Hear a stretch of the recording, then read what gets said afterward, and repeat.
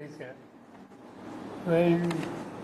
official press conference चालू याला या ठिकाणी आलेले, तर माझी विनंती ही आहे, तुम्हाला विचारण्यासाठी विचारू शकता, पण मोकळेपणाने ही प्रेस कॉन्फरन्स व्हावी अशी माझी इच्छा आहे.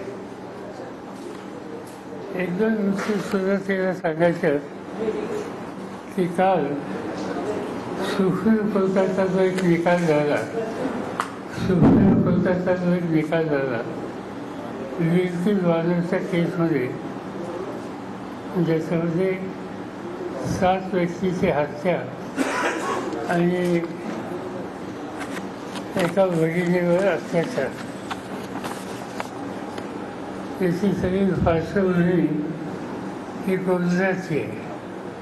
गोंधळामध्ये जे काही घडलं त्याच्यानंतर ज्या रिॲक्शन झालेल्या होत्या त्यापैकी हा इन्सिडेंट होता. उशीर लागला, पण निदान सुप्रीम कोर्टाने जे याच्यात गुन्हेगार सहभागी आहेत त्यांच्या संबंधीची स्वच्छ भूमिका घेतली आणि एक प्रकारचं स्त्री वर्गाला आणि सामान्य माणसाला एक प्रकारचा आधार देण्याच्या संबंधीचं काम सुप्रीम कोर्टाच्या या निकालामध्ये आहे. एकच मला काळजी ही आहे की सुप्रीम कोर्टाच्या निर्णयामध्ये त्याने हा निकाल पूर्वीचा जो काही सरकारने घेतला होता त्याचे गुन्हेगारांना शिक्षा माफ करण्याची तो गुजरात सरकारने घेतलेला होता. आणि सुप्रीम कोर्टाने आता सांगितलं की हा निकाल महाराष्ट्र गव्हर्नमेंटने घ्यावा आणि ही केस महाराष्ट्रात ट्रान्सफर केली.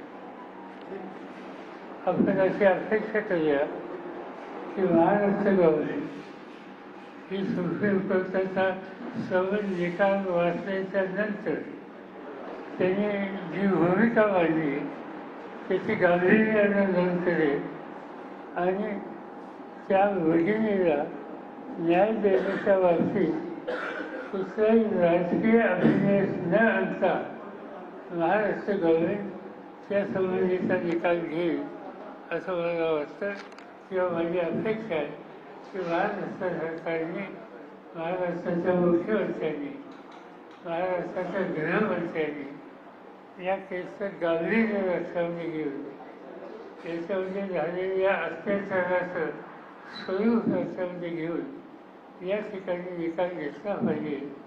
आणि ही या प्रकारे अत्याचार करणारी प्रवृत्ती आहे त्याच्याबद्दलचा निर्णय असा घेतला पाहिजे की समाजामध्ये एक संदेश जाईल की या गोष्टीला समाज, शासन, जीवनशैली हे कुणी मान्य करत नाही.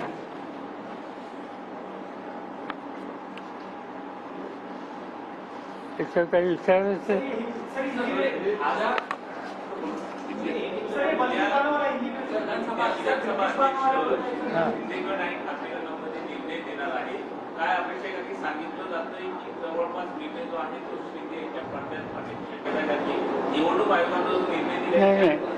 मी जो पहिला मुद्दा सांगितला त्याच्यावर काही विचारायचं का?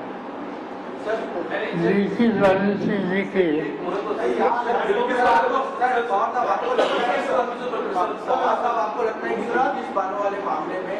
सरकार ने, क्योंकि वहाँ विधानसभा के चुनाव होने वाले थे, उसके पहले इस तरह का फैसला लेकर चुनाव को प्रभावित करने की कोशिश की गई और अब जब सुप्रीम कोर्ट में फटकार लगाई है, केवल फटकार लगाने से मामला खत्म हो जाता है या फिर उन सरकार के लोगों पर कोई कार्रवाई भी होनी चाहिए क्योंकि इस तरह का गलत उन्होंने। बात ये है कि जिसके कुछ लोगों को सजा हुई है उनको माफी देने की हैसियत है और ये माफी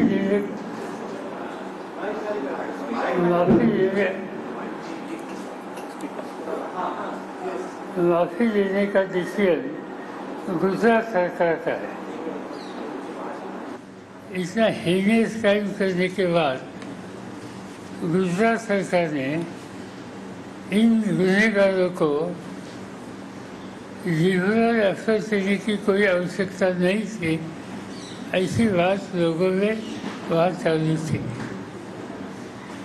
ऐसी वैसी ये बात है क्योंकि सीबीआई का भी अफसोस पॉजिटिव था, इन गुनहगारों के खिलाफ था।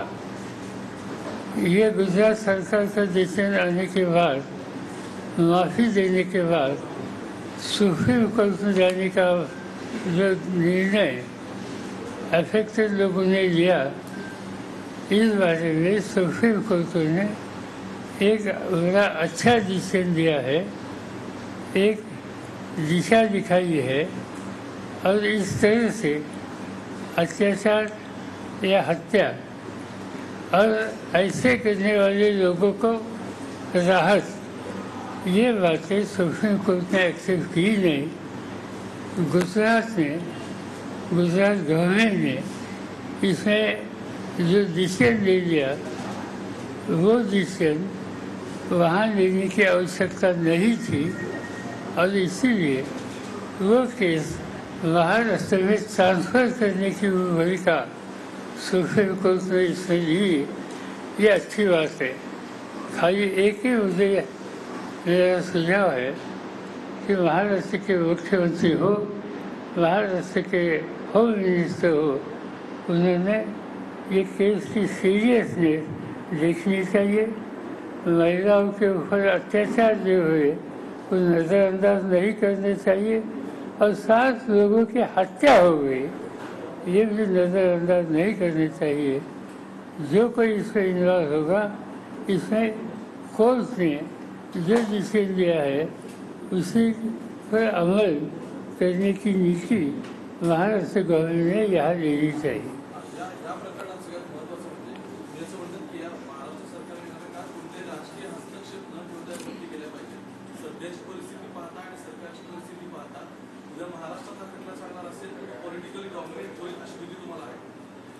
माझी अपेक्षा असं होऊ नये।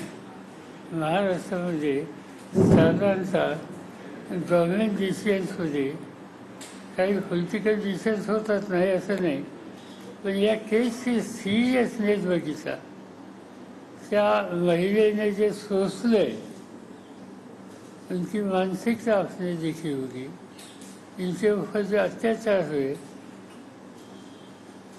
और इनके परिवार के 7 सदस्यों की हत्या हो गई, ये सब देखने के बाद इसका सीरियसनेस महाराष्ट्र गवर्नमेंट नज़रअंदाज नहीं करेंगे, ऐसे मुझे लगता है। और मेरा उनसे विनती है कि ये केस सीरियसली ले लो और जिन्होंने हीनियस क्राइम किया है इनके बारे में सुप्रीम कोर्ट ने जो बताया वो सामने रखकर कुछ करना है वो करिए। ठीक है।